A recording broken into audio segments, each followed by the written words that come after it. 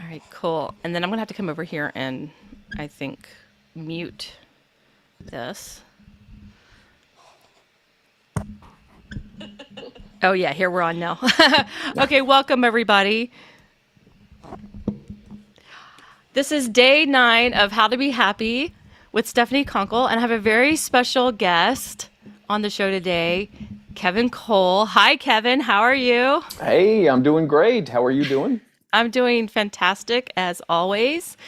If people who don't know who Kevin is, he is one of the best NLP practitioners that I've ever met, and a phenomenal hypnotist, and a good friend as well. He is the head trainer and founder of Empowerment Quest International. And what else, Kevin? Can you say about yourself? Yes, as Stephanie said, I'm the best NLP practitioner ever in the whole world, Ever in the ever since whole the beginning world, of on the time. planet, No one, but no, of course not. no one else is comparable. No, But you really are right. But you really are up there, though, for sure. So you're in the top 10, I would say. well, I at least have some experience with what we're going to be talking about today, because Okay. that's actually how I got into this line of work. Okay, don't Really? tell anyone, but I used to be a mess before I got into this line of work. No, you're And kidding. I was the You exact you are opposite the of most the. put together person I know, Kevin, which is true. You really are. So it's kind of Uh, funny to hear you say that you used to be a mess. Oh, yeah, absolutely. Yeah, I mean, we're talking about happiness today. I was the exact opposite over 26 years ago, and it was because of that I got into all this stuff and started learning about it, and it helped me so rapidly in so many different ways that. After about 7 years of just mastering the stuff on myself, then it became a natural progression where after enough people saying you should be helping other people with this stuff, but then at the time I had a lot of limiting beliefs and said like, yeah, but I was a total train wreck, what do I have to teach anyone? Right. And they're like, yeah, but that was a long time ago, you're not a train wreck anymore. That's right. No, uh, yeah. So, okay, I was just looking over here on YouTube just to see if we have people joining us yet, because this is live. So if you are joining us live, feel free to ask questions or leave comments in the chat. I'm going to periodically check back here and just see if we have any questions. If anyone has any questions for Kevin or for myself, feel free to leave it in the chat, and I'm going to say try. I will try to get to them. So try is kind of like a bad word. If you really want to do something. I always say it's all about the intention behind it. The It word is. is It's just a word, but yes, 100%. exactly. 100% it's about the intention, because you could be saying like, "Oh, your dress looks so beautiful on you," or you could say it very sarcastically, "Oh, that dress looks so beautiful on you," right? And it's the intention behind it is what counts. Exactly, So, exactly. When somebody says, "Oh, okay, I'm going to give it my best try," versus, I'll give it a try. There's no need to, as I like to tell my students, I say that we NLP with people. We don't NLP on on people. people. Oh, I love So- that. We don't so- NLP on people. their language doesn't need to be perfect 24/7. Awesome. Yeah. Very cool. Well, one of the reasons why I brought you on, besides you just being so cool and awesome, is because you had something very interesting that you were saying the other day on your Facebook profile or in your Facebook post. And it was talking about children and happiness and resources. So I want you to, if you don't mind, just kind of explain what you were talking about, and then we can like kind of, riff on that. Yeah, totally. If memory serves, I was kind of inspired by. I've been getting a more of an influx of kids these days. I've always worked with a certain amount of kids, but more these days because well, it's me. I just speak bluntly. Because the world's gone to shit. so and the kids are Truth. suffering more than Preach. And the kids really are. I mean, I'm laughing about it because, well, I'm not laughing at their situation, but nonetheless, yeah. And to be serious for a moment, kids are dealing with it. I mean, good God, it was hard enough for most of us to be kids in certain aspects of life. Just imagine what kids are going through these days. Yeah, it's crazy. And Yeah, I have three kids of my own, and just to see what they're going through, and I thought I had it bad. You're right, coming yeah, up, and it's like, wow, they're dealing with so much more and so much more adult stuff than ever yeah, at a much yeah. younger age too, that they Big have to time. worry about. So, Big time, big time. So what inspired that particular post was that well, some parents are actually very well adapted and very very happy. yeah, And I was finding that some of my recent clients, specifically the parents, basically telling their kids, well-meaning, very well-meaning, just saying, well, happiness is a choice. Just choose to be happy. yeah, just choose to be happy, and there you go. I don't understand why you can't just choose to be happy. Exactly, exactly. And I mean, technically they're right, but they're not right if the child or the adult for that matter doesn't know how. And Right, I can relate to that. right, Over 26 years ago, before I really started learning how to be happy, my belief system was that in order to be happy, good things had to happen to us. mhm, And at least in my limited, perception at that time, when I look back on it now, I was like, well, there was plenty of good stuff too. But my limited thinking at that time was right, that there wasn't many good things that happened. So I genuinely felt like, well, I'm screwed.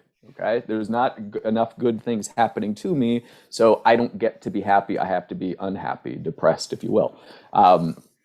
And so I basically was just saying, like, teach your kids, help your kids experience right. how to be happy. Yeah, Right. Because if the kids don't have the resources, then how do they know how to be happy?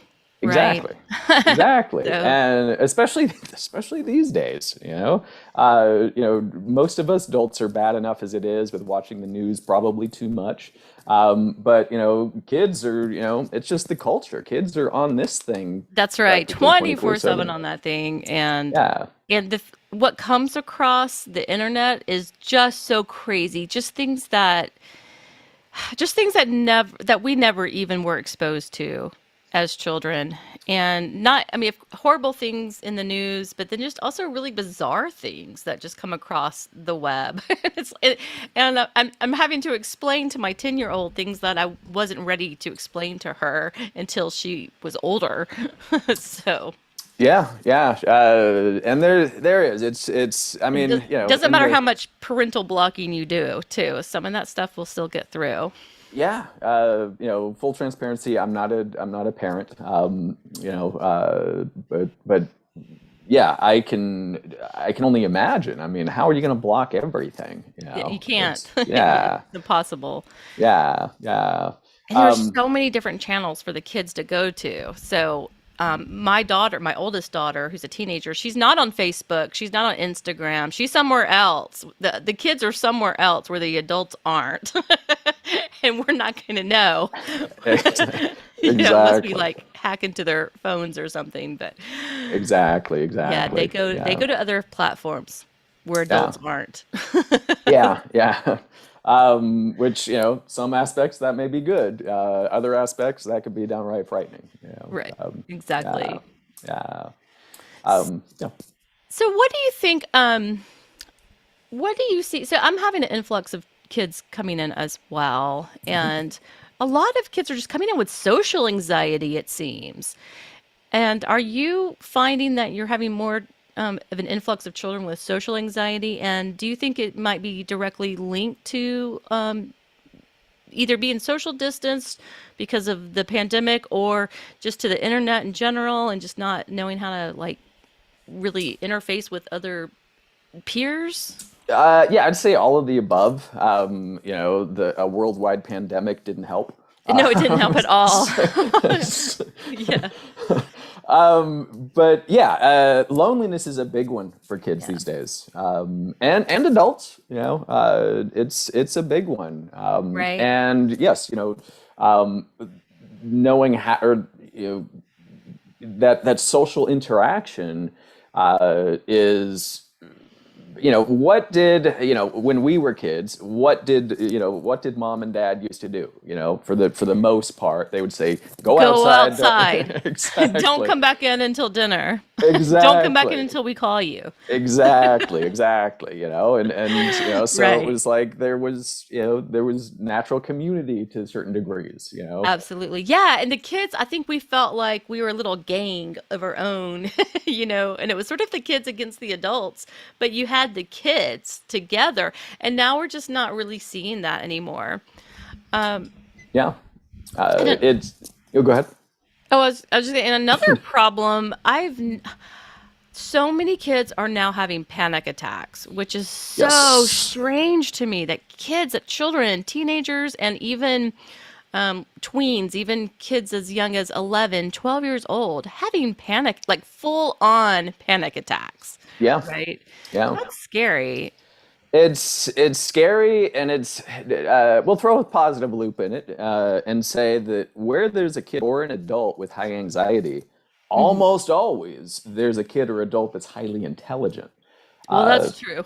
yeah, yeah. So it's actually, well, here's a metaphor that I use a lot. And it doesn't matter that I'm the only one that remembers this TV show, but there was a TV show in the 1980s, the early 1980s, called The Greatest American Hero. Oh, yeah, I Okay, remember that okay, you do show. remember it. Yeah. You're the one. Yeah. You're the one. I finally I found remember you. it. I love the theme song. I'm not going to sing Yeah, it right now, but it's believe going it or in my not, head. I'm walking on it. Yeah.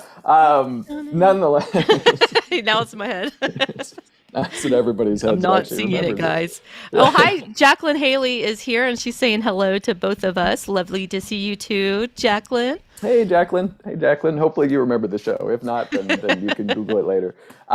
Nonetheless, yeah, I use that as a metaphor actually with a lot of things that people are going through these days, especially with the high anxiety factor. Because yeah, it is, in my opinion, yes, of course, we've got a worldwide pandemic that hopefully is in the endemic phase now, hopefully. But we have an epidemic of anxiety, and yes, the opposite of what we're talking about today, happiness, meaning depression. That's also an epidemic. Right. Yeah, And it seems that depression and anxiety are linked most of the time. especially these days. Yeah. I find that it didn't necessarily used to be that way. At least, like, it was weird. I Yeah. had to become an adult to really experience anxiety. I Right. had plenty of depression when I was a kid, but not really any Yeah. anxiety, and Right. now, yeah. But nonetheless, in regards to like these superpowers, if you will, when I'm working with somebody, just helping them to understand that their greatest gifts can feel like their worst enemy because they don't yet understand them. Okay. And so I use Okay. the metaphor of the greatest American hero because the whole premise of it Yeah. is that on the first episode, the pilot episode, if you will, it's all about this really intelligent high school teacher that drives out into the middle of the desert with his FBI agent buddy Frank, I think was his name, and this giant spaceship, this giant flying saucer, beams down a briefcase. Okay, I forgot to mention the premise of the show was that it was a superhero action comedy. Okay, it Right. was all three wrapped into one. Yeah, I remember the yeah, the superhero. I don't remember the pilot episode with the aliens and all of that. Yeah, that was the first episode, Oh, the initial okay. one. And so they bring down this briefcase, and so they're like, "Well, this must be for us." So the high school teacher, he grabs the briefcase. He notices that in the side compartment, we'll say it looks almost like a cell Mhm. phone kind of, like this cartridge that says instruction manual or something like that. And so he's like, well, this must be important. Puts it back into the side compartment of the briefcase, gets home, opens up the briefcase, and he sees that there's this bright red superhero suit. Uh, Oh yeah. but he realizes that the instructions aren't there anymore. He didn't realize that they fell out on his way back to his car. Okay. Ah, okay. Yeah. And so, but he sees that it has a cape. And so he's like, well, this must give me superpowers. So he puts it on and he immediately realizes that it, in fact, gives him superpowers. But they freak him out. They give him massive anxiety. Okay. They stress him out. They make him feel depressed at times. Actually, I don't remember them in feeling depressed, but I'm throwing that in there for the sake of the metaphor. Sure. But there was definitely anxiety. Right. And but he, because the thing is that it heightened his senses so much. He could literally see through walls. He could hear from miles away. Um, Oh, that makes but sense. So yeah, sensory overload. exactly, exactly. And but that said, he realized pretty quickly, you know, because he's a superhero, that he's bulletproof, but it still freaks him out. Yeah. And he didn't have the instruction manual for how this suit works, but he figures out, he's like, wait a minute, it has a cape, so I must be able to fly. So through some trial and error he learns that he can fly, but he's just all over the place. He's just, you know, he's Yeah. just like, he crash lands every time because he never learned how his Ah, superpowers worked, if you will. I'm going to I close love something out. that metaphor. That's Yeah, great. it's they're probably the only good thing about me watching way too much TV when I was a kid. um, but yeah, and that's what you and I do is we, in essence, we help people to learn the instructions for how their superpowers work. How everyone, in my opinion, Right. everyone has superpowers in different ways. And even with, Absolutely. We yeah. just may not have learned how to use them or how to use them correctly because none of us come with instruction manuals, right? And we're all different. Exactly, exactly. Yeah, we all have, you know, we all have similar and yet very, very unique superpowers, you know. Even, you know, and people will say, well, what's the, you know, so how is there a superpower to anxiety? Plenty, like I said, intelligence being one. Well, how is there a superpower to being depressed? Well, plenty. It means that you feel things stronger than you, at least seemingly more than others. So maybe more empathetic to others or Empathetic, it certainly could be. intuitive, maybe, or. Intuitive definitely can be, Hmm. but on the good stuff side of it, that means that you're also capable of feeling more of the good stuff too. Okay, Ah, okay. yeah, it's like if you know if you can feel the bad stuff, well, If good you can feel news. the low, low, then you should be able to feel the high, high. Exactly, exactly. And Okay. and That no, we're makes not going to give sense. people a manual on how to become manic depressive, but Yeah, I didn't think of that. Right. but nonetheless, But yeah, you can get there. You can get out of depression and you can stabilize absolutely. yeah, Absolutely. on a And level it's just a playing matter field. of knowing how to do it, you know, having that instruction manual. So yeah. So, if you wouldn't mind, what's one technique that if you wouldn't mind sharing with us, that you use on children to help give them a resource that they can bring home with them and do themselves when they're not in your Uh, office? yeah, most of the time. And it's all about pacing, you know, and what they're open to. Sure. But more often than not, kids tend to be more open than adults, which is, you know, oftentimes makes things easier. But nonetheless, one of the first go-tos that I do quote unquote try to go to, meaning that yes, that's what I do, but it doesn't always work out. I've changed my approach if it doesn't. But nonetheless, one of the first things that really made a profound difference with me back when I was like super depressed was something so incredibly simple, but it gave me a profound and undeniable experience that I had control over the way that I feel. And specifically, what it is literally, you know, and actually, I do encourage however many people are watching, whether it be live or Or in the record, yeah, the replay. ever, showing my age when I say Memorex, but nonetheless, is literally just smiling ear to ear, full exactly, and then Okay, just everybody smile now. exactly, it would literally. I promise. Actually, I guarantee, if you do this, you will feel better. You may It already be hurts my feeling cheeks, but yeah, good. That means you're doing it right. You're stretching those muscles. But also, and this one, just check in, everybody check in, make sure if you have any neck or back issues, modify accordingly. But literally looking up, looking straight up, smiling ear to ear with your arms spread out, like just, spread eagle, if you will. And just exactly. And Stephanie's doing perfect. She's letting herself laugh.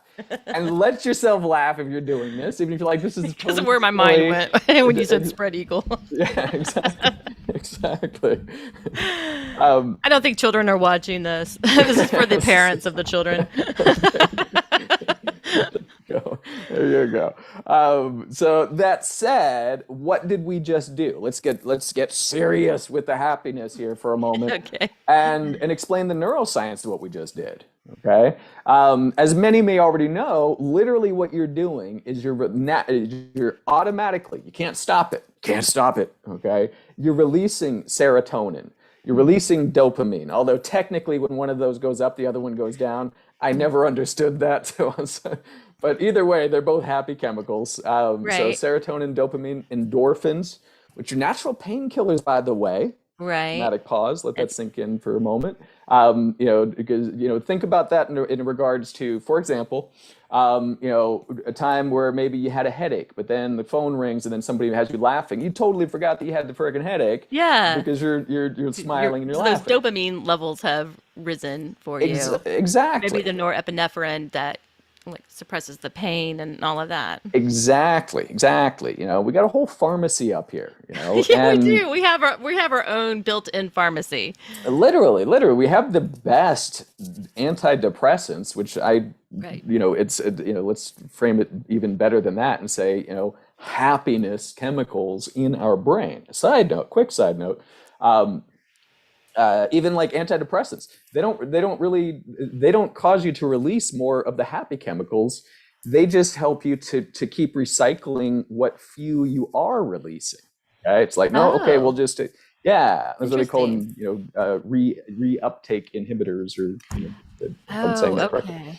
Yeah, and I'm not against that, by the way. As a side note, okay, if you're on medications, stay on your medications. Talk to your doctor. Yeah, right. And then Don't take medical advice from us. We're not doctors. Exactly.